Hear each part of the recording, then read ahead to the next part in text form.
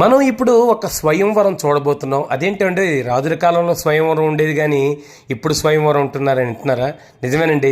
ఆత్రేయపురంలో ఒక ఆర్యవైశ్యుల ఇంట్లో engagement programme జరిగింది. అయితే దీన్ని చాలా వినూత్నంగా జరుపుకున్నారు.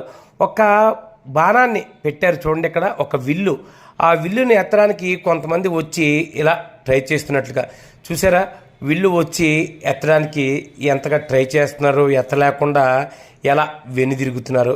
ఇలా ప్రస్తుతం అయితే చాలా వరకు పెళ్ళిళ్ళు హంగులు ఆర్భాటాలతో జరుగుతున్నాయి. కానీ ముఖ్యంగా ఆర్యవైశ్యులు ఇంట్లయితే ఒక విచిత్రమైన సంఘటనలతో, ఎందుకంటే పెళ్ళి అనేది నూరేళ్ల పంట, అది ఎప్పుడు కలకాలం గుర్తుండాలని ఇలా ఏర్పాటు చేసుకుంటారు. రకరకాల పిండి వంటలు కానీ రకరకాల వెరైటీ చిత్రాలతో వాళ్ళ క్రియేటివిటీ మాత్రం సూపర్. చూడండి, ఇక్కడ ఒక యువకుడు నిజంగా స్వయంవరంకు వచ్చి బాణాన్ని నేను ఎత్తేస్తా అన్న ఫీలింగ్తో ఓ బాడీ బిల్డర్ మాదిరిగా వచ్చాడు.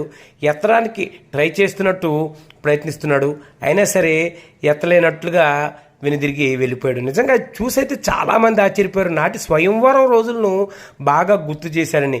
ఈ అబ్బాయి తర్వాత ఇంకో వ్యక్తి వస్తాడు, ఏదో రావణాసురుడి మాదిరిగా ఫోజిస్తూ ఏదో చిటికల వేంతో బాణం ఎత్తేస్తానన్నట్లుగా చూశారు కదా. ఇలా వచ్చి బాణం ఎత్తడానికి ట్రై చేస్తాడు, అయినా బాణం ఎత్తలేకపోతాడు. ఇదంతా చూసిన ప్రతి ఒక్కరు కూడా విపరీతంగా నవ్వుకోవడంతో పాటు స్వయంవరం చూస్తున్నామా అన్నట్లుగా ఆనందం చెందారు. అయితే ఆ అబ్బాయి వెనక చూసారా, పెళ్లి కొడుకు వచ్చాడు.